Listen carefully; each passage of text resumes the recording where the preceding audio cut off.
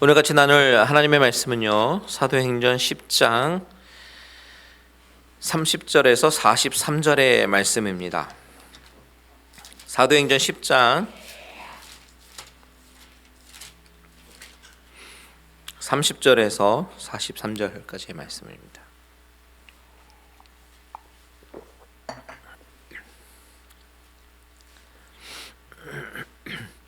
우리 다 찾으신 줄 알고요, 우리 한 절씩 교독하도록 하겠습니다. 고넬료가 이르되 내가 사흘 전 이맘때까지 내 집에서 제9시 기도를 하는데 갑자기 한 사람이 빛난 옷을 입고 내 앞에 서서 말하되 고넬료야, 하나님이 내 기도를 들으시고 내 구제를 기억하셨사 사람을 요바에 보내어 베드로라 하는 시몬을 정하라. 그가 바닷가 무도장이 시몬의 집에 유숙하느니라 하시기로 오셨으니 잘하였나이다. 이제 우리는 죽겠어.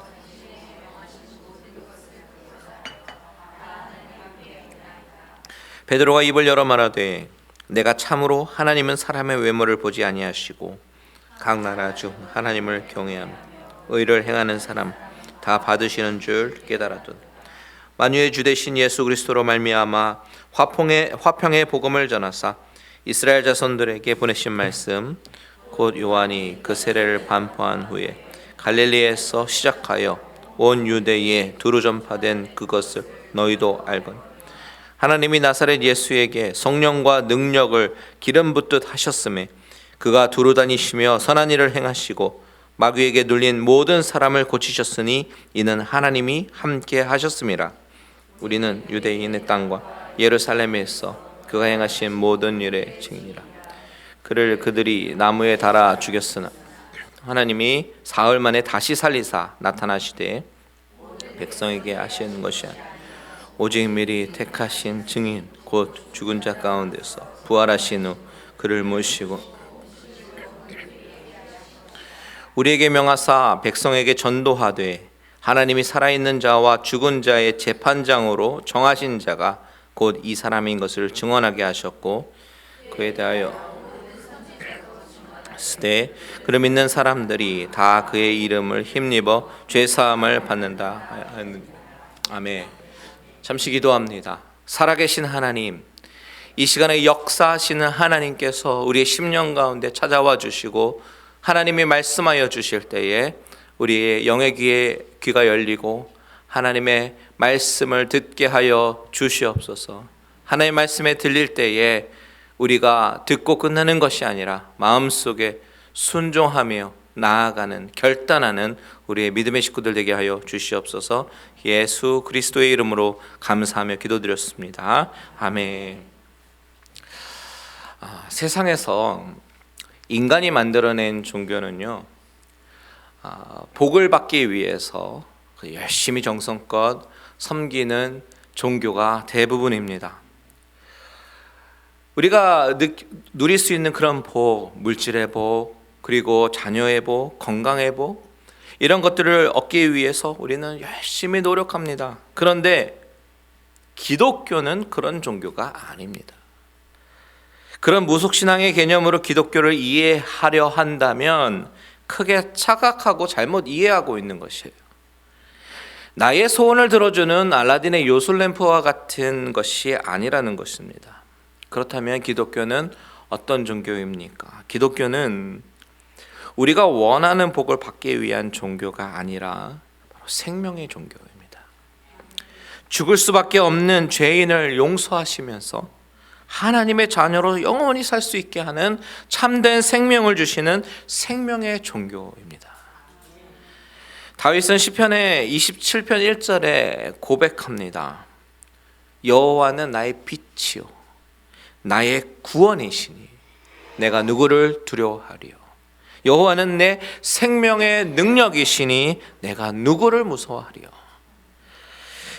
죄로 어둠에 살고 있는 죄인에게 빛으로 오신 주님은 우리에게 생명의 빛을 주셔서 구원해 주시는 그 십자가의 능력을 믿고 의지하는 것이 바로 신앙이고요, 우리가 믿음을 갖는 이유라고 하는 것입니다. 이렇게 어느 날 갑자기 빛으로 찾아오신 그리스도의 이야기, 구원의 이야기가요, 바로 오늘 본문 속의 고넬료의 이야기입니다. 본문 10장 2절에서 소개하고 있는 고넬료는 하나님을 알고 있었던 이방인이었음을 나타냅니다. 그런데 그가 알고 있었던 하나님은 예수 그리스도를 보내주신 그런 구원의 하나님이 아니라 그저 유대인들이 이해하는 정도의 하나님이었습니다. 그래서 늘 경건하려고 힘썼고 백성들을 많이 구제했습니다. 그리고 기도도 많이 했습니다. 사실 이방인으로서 하나님을 그 정도 알고 섬기는 것도 사실은 흔한 일이 아니겠지만, 그에게 정말 필요했던 것은 그런 것이 아니라 십자가를 통한 예수 그리스도의 피 묻은 복음이 그에게 정말 필요했었던 것입니다. 그 피가 그의 마음속에 구원을 주시는 능력이 되기 때문이죠.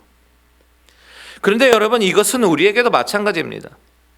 우리도 매주 주일이 되면 교회에 다니면서 출석하고 있지만 예수 그리스도의 십자가 사건을 제대로 인지하지 못하고 있다면 베드로를 만나기 이전의 고넬료처럼 그저 하나님을 알고 있는 정도, 지식적으로 알고 있는 정도의 신앙이 될 것이에요. 아무리 구제를 많이 한다 하더라도, 아무리 선한 일을 많이 한다고 하더라도 it doesn't matter입니다. 그것은 전혀 구원과 상관이 없습니다. 아무리 교회 열심을 가지고 출석한다고 하더라도, 교회에서 중추적인 일을 감당하고 봉사를 한다고 하더라도 피 묻은 십자가의 복음을 우리가 인지하지 않고 내 안에 있지 않으면 그것은 그저 이방인의 고넬료의 모습에 지나지 않는다라는 것이죠. 우리 안에 어떤 분은 저처럼 어려서부터 교회에서 다녔던 분들도 계실 것입니다. 신앙을 가지고 있는 부모 밑에서 태어나서 어려서부터 교회에 다녔던 사람들이 있습니다. 하지만 그렇게 교회에 다니고 교회에서 친구들과 놀고 교회에서 늘 예배드리고 수련회에 참석한다고 하더라도 그것이 우리에게 구원을 주는 것이 아님을 우리는 늘 기억해야 되죠. 만약에 그저 신앙적 열심이 우리가 추구하는 기독교의 전부라면 성경은 왜 고넬료의 이야기를 이렇게 하겠습니까? 왜 이렇게 자세하게 기록하면서 그가 하나님 앞에 경건한 사람이었고 구제도 많이 하고 기도도 많이 하는 사람이었지만 그 이야기로 그치는 것이 아니라 왜 환상을 보게 하셨으며 왜 베드로를 만나게 하셨으며 왜 복음을 듣게 하셨습니까? 바로 예수 그리스도의 죽으심과 부활하심의 그 사건을 믿는 그 믿음이 바로 우리에게 생명을 주기 때문입니다. 바로 그것 때문에 하나님은 고넬료에게 베드로와의 만남을 준비하셨고 성령으로 미리 환상 가운데 이 만남을 하나님께서 준비하셨음을 알게 하셨습니다. 그래서 사람을 보내서 베드로를 청하면서 간절히 사모하는 마음으로 사람들을 불러다가 기다리고 베드로가 말하기만을 기다리면서 말을 듣게 하는 것이죠. 이 사건을 얼마나 하나님께서 강권적으로 역사하셨는가, 이것을 고넬료가 베드로에게 간증하며 증거하는 장면이 오늘 본문의 내용입니다. 고넬료가 뭐라고 간증하는가, 다 같이 30절에서 33절까지 함께 읽겠습니다. 시작. 고넬료가 이르되 내가 나흘 전 이맘때까지 내 집에서 제9시 기도를 하는데 갑자기 한 사람이 빛난 옷을 입고 내 앞에 서서 말하되 고넬료야, 하나님이 내 기도를 들으시고 내 구제를 기억하셨으니 사람을 요바에 보내어 베드로라 하는 시몬을 청하라. 그가 바닷가 무두장이 시몬의 집에 유숙하느니라 하시기로 내가 곧 당신에게 사람을 보내었는데 오셨으니 잘하였나이다. 이제 우리는 주께서 당신에게 명하신 모든 것을 듣고자 하여 다 하나님 앞에. 고넬료는요, 그간 자신에게 벌어진 모든 일들을 아주 구체적으로 베드로에게 이야기합니다. 간증을 하는 것이죠. 이런 일들이 있었기 때문에 자신이 베드로를 청하여 부르게 되었다라는 것입니다. 참으로 신비한 일들이죠, 사실은. 30절 후반절에 보면 갑자기라는 단어를 사용하면서 한 사람이 빛난 옷을 입고 내 앞에 서서 말했다라고 증거하는데요. 여러분, 그가 경험한 이 간증의 핵심이 무엇입니까? 바로 이 모든 사건이 하나님께서 주도하신 일임을 강조하고 있는 것이에요. 여러분, 우리 삶에 경험되는 많은 일들이 하나님께서 주도하시는 일임을 믿게 되시기를 축원드립니다. 하나님은 우리 삶의 모든 것을 주관하시고 가장 선한 길로 인도하십니다. 때로는 고넬료가 본 환상처럼 극적으로 인도하시기도 하시고, 때로는 무슨 일이 벌어지는지도 잘 모르겠고 그냥 잔잔하게 인도하시기도 하십니다. 때로는 우리가 고난이다라고 느껴지는 일까지도 하나님은 주도하시는데, 우리 눈에 고난이다라고 해석이 된다고 하더라도 하나님은 궁극적인 축복의 길로 인도하시는 것임을 믿으시기 바랍니다. 고넬료의 경우에는 하나님께서 어떻게 인도하셨냐면, 환상이라는 극적인 방법을 동원하셔서 하나님의 뜻을 알게 하시고 보여주셨습니다. 그렇게 인도하셨어요.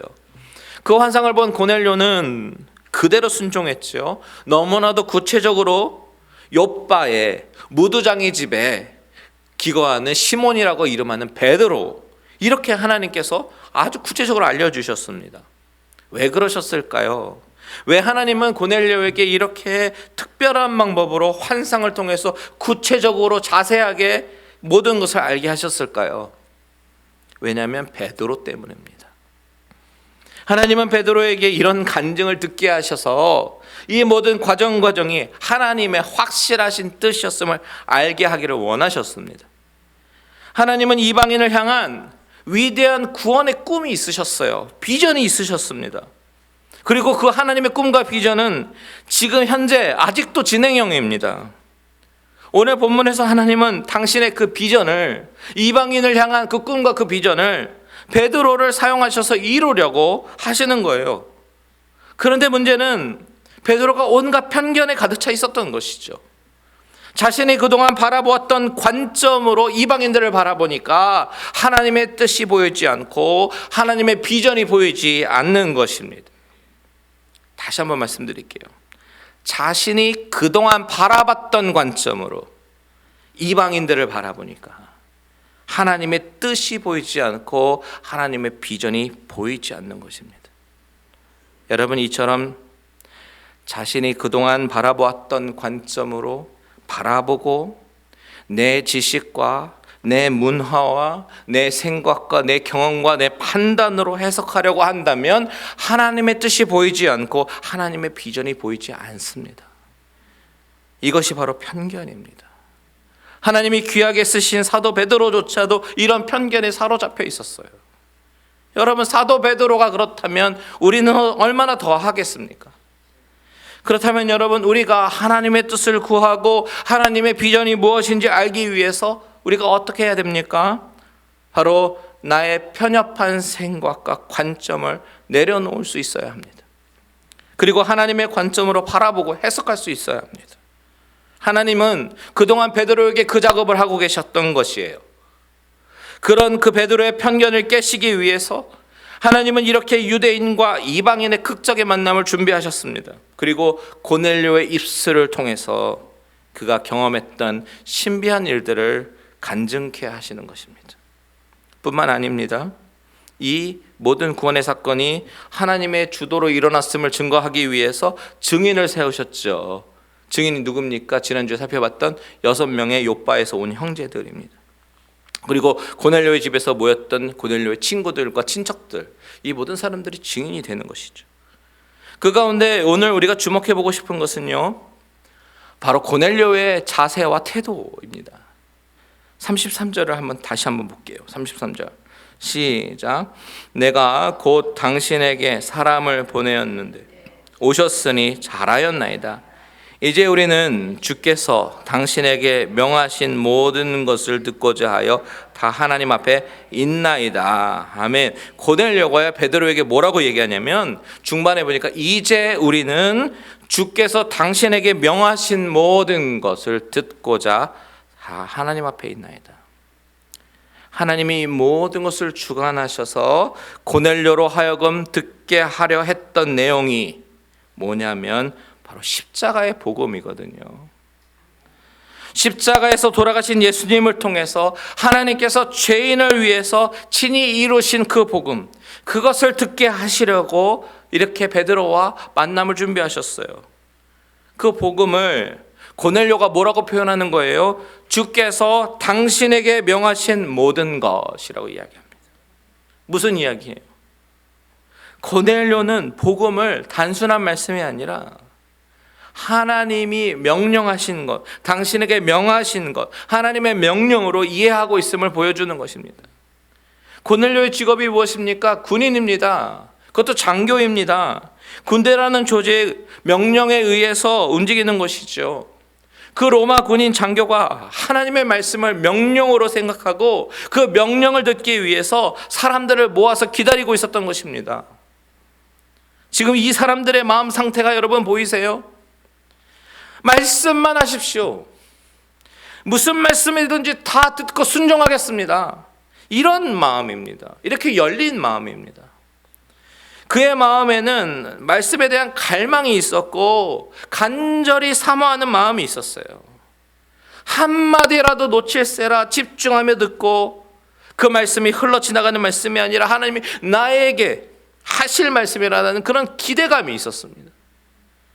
여러분, 하나님의 말씀으로 감동을 받고 은혜를 받는 사람은 바로 이러한 자세로 하나님의 말씀을 듣는 사람들인 줄 믿습니다. 말씀만 하시라는 거예요. 내가 듣겠습니다. 그런데 여기서 고넬료는 한 가지 더 중요한 말을 합니다. 33절 후반절 다시 한번 보시면, 주께서 당신에게 명하신 모든 것을 듣고자 하여, 다 누구 앞에 있다고요? 하나님 앞에 있나이다. 지금 고넬료는 사실 베드로 앞에 있잖아요. 그런데 하나님 앞에 있다라고 고백합니다. 무슨 이야기예요? 베드로의 말을 청종하되, 그것이 베드로 한 사람의 말이 아니라 그의 입술을 통해서 증거되는 하나님의 말씀을 듣겠다라는 이야기예요. 지금 이들은 마음의 문이 활짝 열려 있었습니다. 말씀만 하소서, 우리가 듣겠습니다. 우리가 순종하겠습니다. 명령만 내려주소서. 이런 자세로 말씀을 듣고 있는 것이죠. 베드로가 뛰어나서? 아닙니다. 바로 그를 통해서 역사하시는 하나님을 보고 순종하는 것이에요. 여러분, 우리가 하나님의 말씀을 들을 때에 바로 이렇게 듣는 저와 여러분들 있기를 주님의 이름으로 축원드립니다. 하나님의 말씀은요, 그 자체의 운동력과 살았고 운동력이 있습니다. 그래서 이 말씀을 들을 때 우리의 심령이 움직이게 되고 회개가 일어나고 눈물이 터지고 내 삶을 변화시키는 것이에요. 그런데 우리는 가끔 이 말씀에 집중하는 것이 아니라 말씀을 전달하는 자에게 집중하는 경우가 있습니다. 이건 저도 마찬가지입니다. 저도 수많은 설교를 방송을 통해서 듣지만 때로는 그 말씀의 내용 자체가 아니라 그 전달하는 분의 말투, 태도, 혹은 그분이 전달하는 방식을 볼 때가 종종 있습니다. 물론 제가 설교자다 보니까 다른 분들의 설교를 통해서 나의 설교를 좀 더 발전시키기 위해서 배우고 듣기도 하지만, 기본적으로 말씀이라고 하는 것은 말씀을 들을 때는 고넬료처럼 하나님 앞에서 하나님의 말씀을 듣는다라는 그 마음과 태도로 들어야 되는 것이에요. 지금도 살아계신 하나님이, 지금도 역사하시는 하나님이 당신의 완벽하고 완전한 계신 이 성경을 통해서 우리에게 전달하려고 하시는데, 우리는 때로 너무나도 쉽게 들어도 좋고 듣지 않아도 좋은 그런 단순한 말씀으로 간주하는 경우가 있다라는 사실입니다.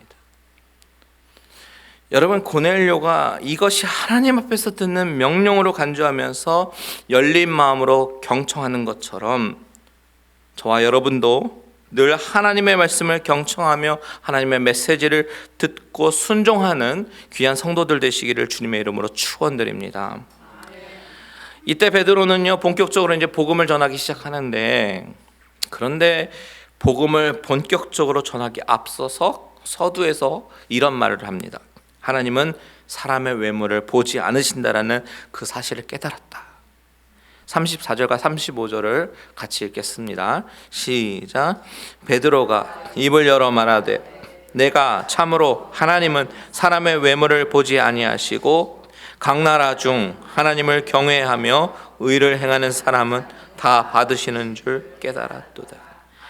베드로가 감탄할 수밖에 없었던 것은 하나님께서는 유대인이든 이방인이든 다 구별 없이 인간을 다 받아주신다라는 그 놀라운 사실을 두 눈으로 확인했기 때문에 감탄했습니다. 그리고 그동안 그 안에 있었던 편견들이 씻어지면서 부끄러워지기 시작했어요. 그래서 고백합니다. 하나님은 사람의 외모를 보지 않으신다고. 그리고 하나님은 각 나라 모든 사람들 가운데 하나님을 경외하고 의로운 자들은 다 하나님이 받으신다라고 고백합니다. 여러분, 여기서 받으신다라는 이 단어, 헬라어 단어는 데코마이라는 단어가 쓰였는데요, 영접하다라는 의미를 가지고 있습니다. 영접, 무슨 뜻입니까? 그냥 받아들이는 것이 아니라 귀하게 여기면서 대접하는 마음으로 받아들이는 것이 바로 영접입니다. 그런데 이 문장의 주어가 뭐냐면 바로 하나님은입니다. 인간이 하나님을 영접하기 전에 하나님께서는 먼저 사람의 외모를 보지 않으시고 하나님을 경외하는 자, 의를 행하는 자 다 귀하게 여기시고 영접하시는 분이시다라는 것이에요. 베드로가 이것을 깨달았다는 것이에요. 여러분, 이 짧은 베드로의 서두에서 숨겨진 놀라운 복음을 보십시오. 하나님은 어떤 분이시냐면 더러운 죄인을 그 역겹고 냄새나는 그 죄의 냄새, 그래도 그 형편없는 수준 그대로 다 영접해 주시는 분이시다라는 것입니다. 우리는 어떻습니까? 서로가 서로를 받아들이지 못해서 아웅다웅 하잖아요. 나와 생각이 조금만 틀려도 원수가 되지 않습니까? 그런 형편없는 우리를 마음 다해서 극진히 받아들여 주시는 그 하나님, 그분의 그 영접하심이 아무리 생각해도 기적이 아닐 수가 없습니다. 그런 분이시기 때문에 형편없는 우리를 다 받아주시기 위해서 당신의 하나밖에 없는 독생자 예수 그리스도를 이 땅에 보내주신 것입니다. 그 하나님은 오늘도 우리에게 오라, 방황치 말고 오라 라고 말씀하십니다.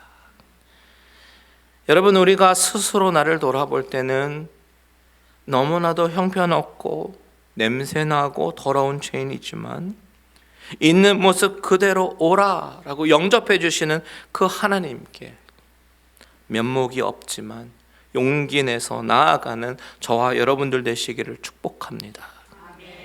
베드로가 이것을 깨달았을 때에 베드로는 한층 더 깊어지고 업그레이드된 설교를 하기 시작합니다. 하나님은 베드로를 이렇게 사용하시는 거예요. 어떻게 업그레이드가 되었습니까?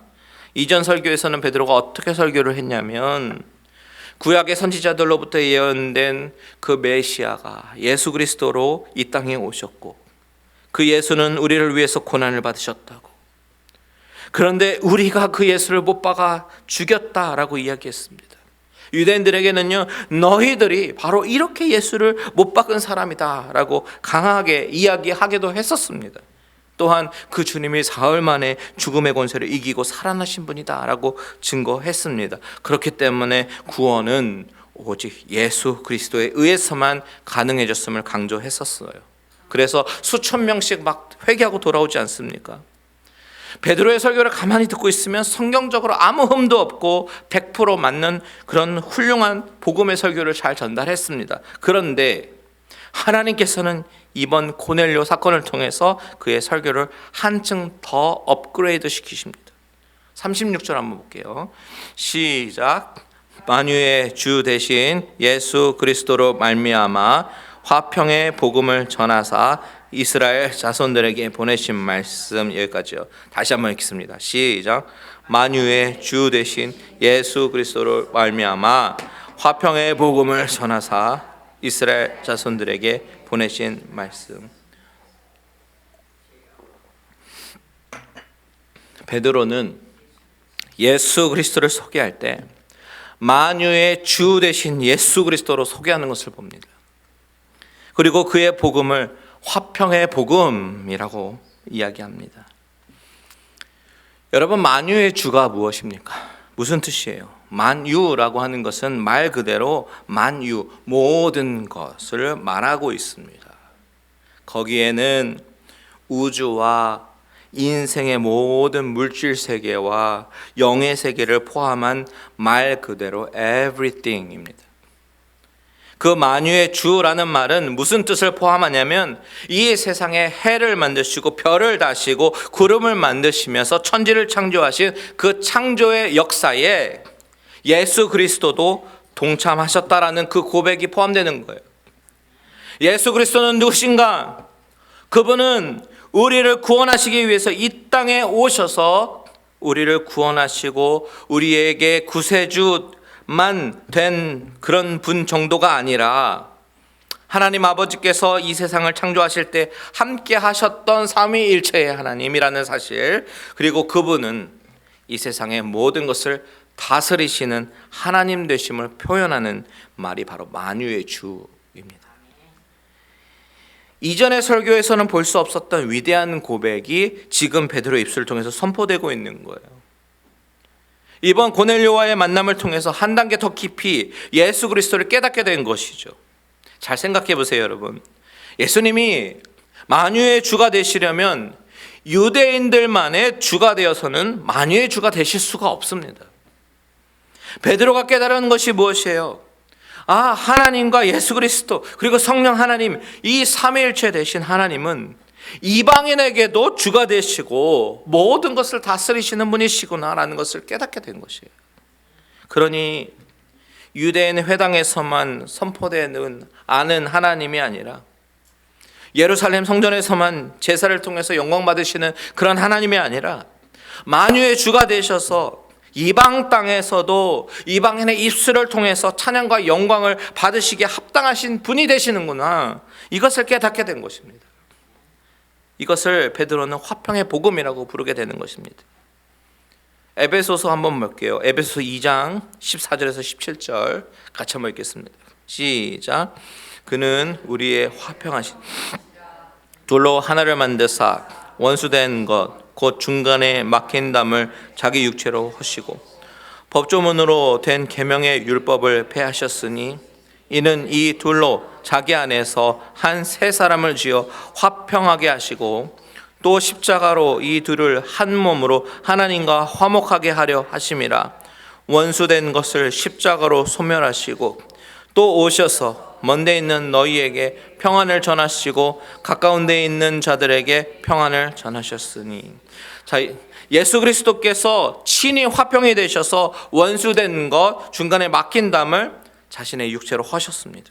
그것이 화평의 복음입니다. 즉 화평의 복음은 예수님 자체를 이야기하는 거예요.